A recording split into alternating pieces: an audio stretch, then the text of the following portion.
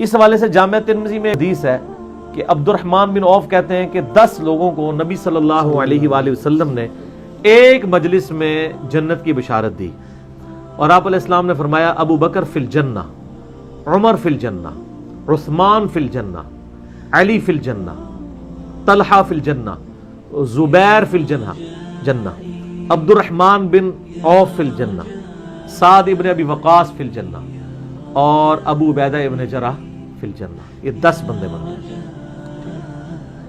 تو یہ یعنی حضرت ابو بکر اور عمر عثمان و علی، وہ تو 4 خلفائے راشدین ہو گئے۔ اس کے بعد سیدنا طلحہ، زبیر، سعد ابن ابی وقاص، عبد الرحمن بن عوف اور ابو عبیدہ ابن جراح۔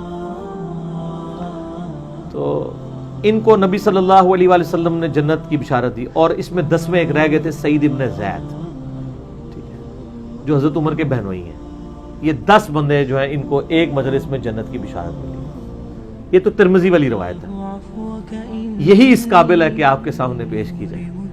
اس کے علاوہ جتنی روایتیں ہیں وہ اتنی خطرناک ہیں کہ وہ سعودیہ کی طرف سے پابندی ہے بیان کرنے میں۔ وہ اس لیے کہ ان روایتوں میں یعنی ایسی یعنی ٹرمنالوجیز آتی ہیں اور چیزیں آ جاتی ہیں کہ وہ لوگوں کو ہضم نہیں ہوتی ہیں۔ یہ جو عشرہ مبشرہ کی حدیث ہے، یہ سنن ابی داؤد کے اندر بھی موجود ہے، کئی ایک طرق ہیں ابو داؤد کے اندر، سنن نسائی کے اندر بھی موجود ہے، سنن نسائی الکبریٰ کے اندر، اور مسند امام احمد کے اندر بھی موجود ہے۔ کئی ایک اس کے طرق آتے ہیں۔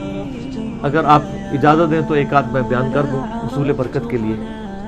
یہ پھر حدیث متواترہ بھی کہلائے گی اگر اتنے طرق ہیں۔ یعنی اہل سنت کے ہاں تو یعنی ایک سمجھ لیں کہ ایگریڈ اپان ایک صحیح الاسناد احادیث میں سے ہے۔ یعنی اہل سنت میں تو کوئی دوسری رائے نہیں پائی جاتی، البتہ اہل تشیع اس روایت کے اوپر یعنی اس کو ایکسیپٹ نہیں کرتے ہیں، لیکن اہل سنت میں سب کے ہاں یہ پائی جاتی ہے۔ لیکن وہ ترمذی والی روایت بیان کر کے نا جان چھڑوا لیتے ہیں،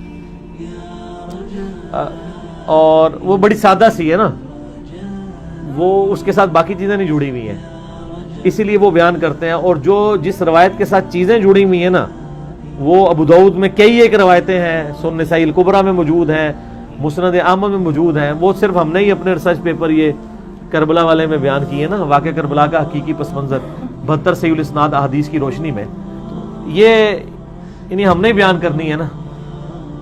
وہ ابو داؤد میں ایک حدیث موجود ہے، مسند احمد کے اندر بھی حدیث موجود ہے، اور اب اس میں کیا کچھ ہم بیان کریں، دردناک چیزیں ہیں۔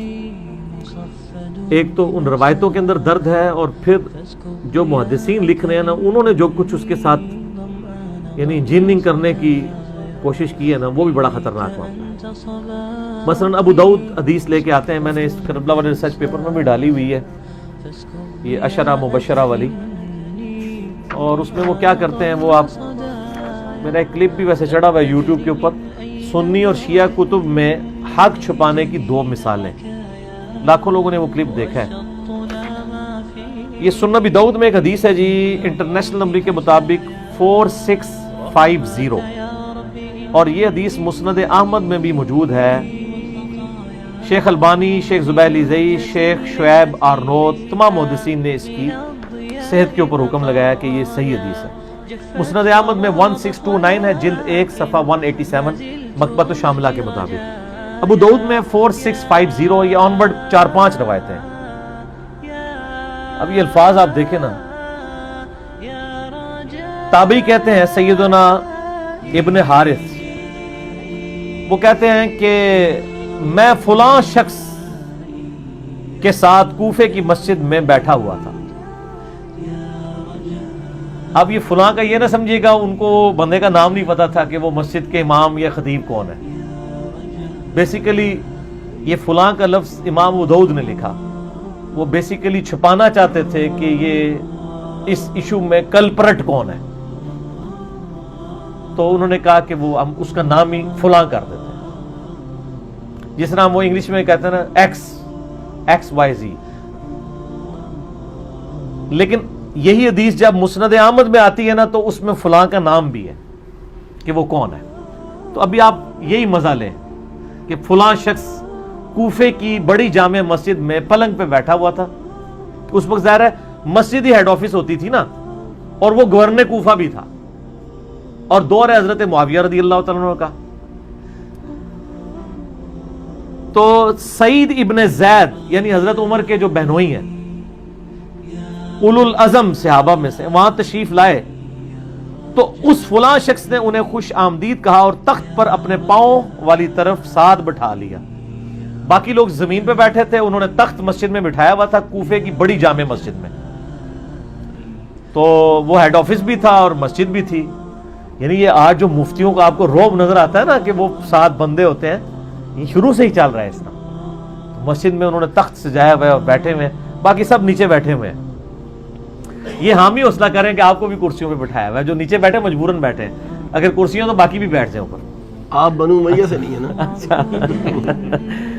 اچھا, تو وہ کہتے ہیں کہ اتنے میں کوفی شخص آیا جس کا نام قیس بن علقمہ تھا. تو اس فلاں شخص نے بھی اس کا بڑا استقبال کیا, اور اس کے بعد اس قیس بن علقمہ نے مسلسل گالی گلوچ شروع کر دی.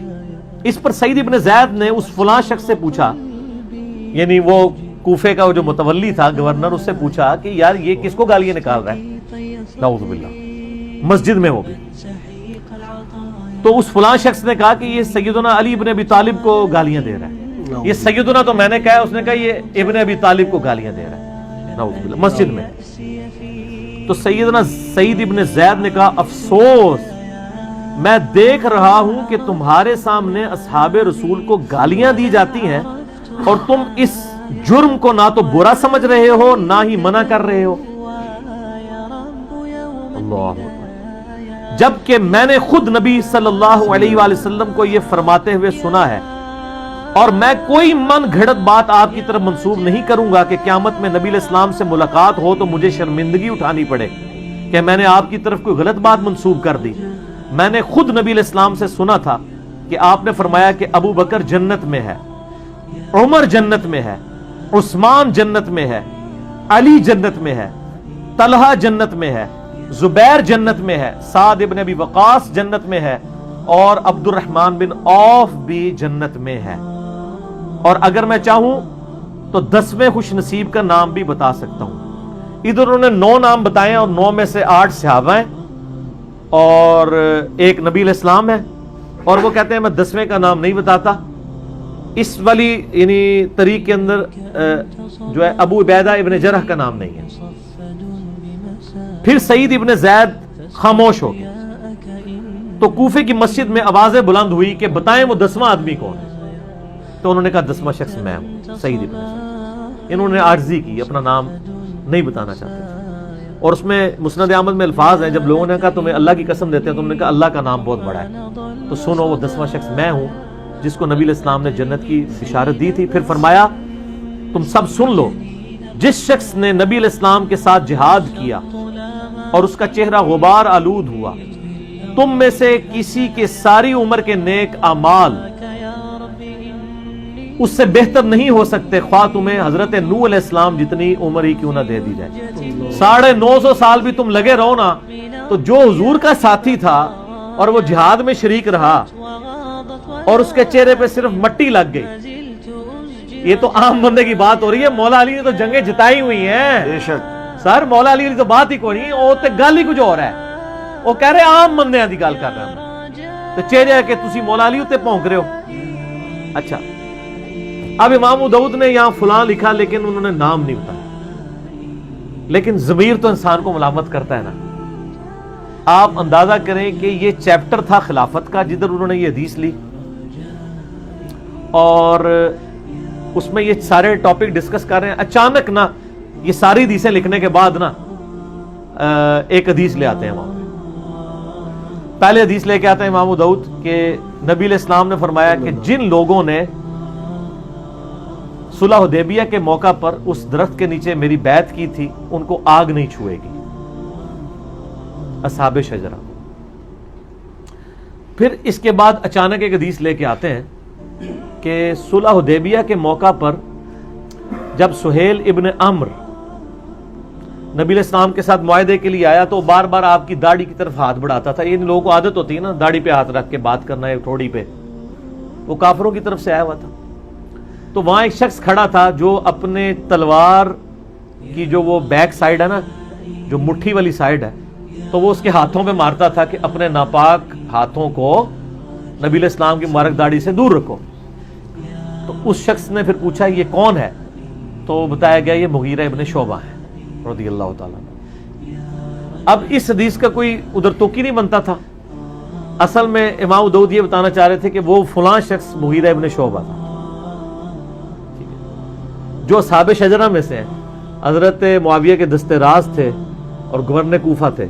یہی حدیث مسند احمد میں جب آئی ہے 1629 جلد 1 صفحہ 187 مکتبۃ شاملہ کے مطابق, اس میں تو واضح الفاظ ہیں کہ وہ کہتے ہیں کہ میں جو وہ کوفے کی جامع مسجد میں گیا تو وہاں پہ مغیرہ ابن شعبہ بیٹھے تھے اور اسی طریقے سے ان کے سامنے جو ہے نا وہ گالیاں شروع ہو گیا قیس بن علقمہ, اور وہاں پہ یہ بھی الفاظ ہیں کہ انہوں نے 3 دفعہ کہا اوئے مغیرہ اوئے مغیرہ اوئے مغیرہ.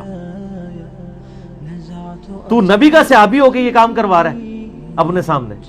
چلو کسی اور بندے کو تو زیب دیتا. یہ سر کوئی ایرانڈ فڈڈ لوگ نہیں تھے جو صحابہ کرام پہ لعنت کروا رہے تھے مسجد میں بیٹھ کے. یہ وہ لوگ تھے جن کے آپ جھوٹے دفاع کرتے ہیں. اور یہاں پہ تو اوئے مغیرہ ہے نا, دوسرے طریق جو ہے نا سنن نسائی الکبریٰ کے اندر سنن ابی داؤد میں, یہ ڈیٹیل میں نے سارے اس ریسرچ پیپر میں, واقعہ کربلا کا حقیقی پس منظر, 72 صحیح الاسناد احادیث کی روشنی میں اکثر احادیث بخاری مسلم سے جمع کی ہیں, 200 روایتیں آپ ڈاک میں مفت منگوا سکتے ہیں. +923215900162 موبائل نمبر ہے. صبح 9 سے ظہر تک اور شام کو عصر سے مغرب تک آپ رابطہ کریں اس نمبر کے اوپر. فری ڈاک آپ کے گھر یہ ریسرچ پیپر 200 روایتوں پر مشتمل آ جائے گا, اہل سنت کی حدیث کی کتابوں سے, حکمرانوں کی تاریخ نہیں. اس میں نے یہ سارے طرق جمع کیے. ایک اور جگہ ہے کہ اس ظالم کو دیکھو کہ یہ مسجد میں کس طرح کے کام کروا رہا ہے, سیدنا علی کے اوپر یعنی لعنت کروا رہا ہے. اور کئی ایک طریقہ یعنی, لیکن یہ میرا پھر دل دکھتا ہے, میں پھر اپنے جذبات پہ قابو نہیں رکھ سکوں گا. میں نے صرف عشرۃ مبشرۃ بالجنہ کے تحت یہ روایتیں بیان کر دی ہیں, باقی آپ اس کو دیکھ لیں. تو بیسیکلی انہوں نے وہ 10 صحابہ کے جنتی ہونے والی حدیث اس لیے سنائی کہ تم جنتی شخص کے اوپر لعنت کروا رہے ہو مسجد میں بیٹھ کے. ٹھیک ہے, تو حضرت سعید ابن زید نے ان کو روکا. اس میں انہوں نے نئی کہانی آج کل نکالی, وہ سب سے مراد تنقید ہے. اچھا, اس کا مطلب ہے کہ خلیفہ راشد پہ تنقید کروانا کس کی سنت ہے؟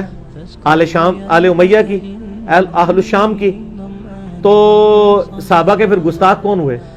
وہ لوگ ہوئے. ظاہر ہے امیر شام جو صحابہ پہ خلیفہ راشد پہ تنقید کرواتے تھے.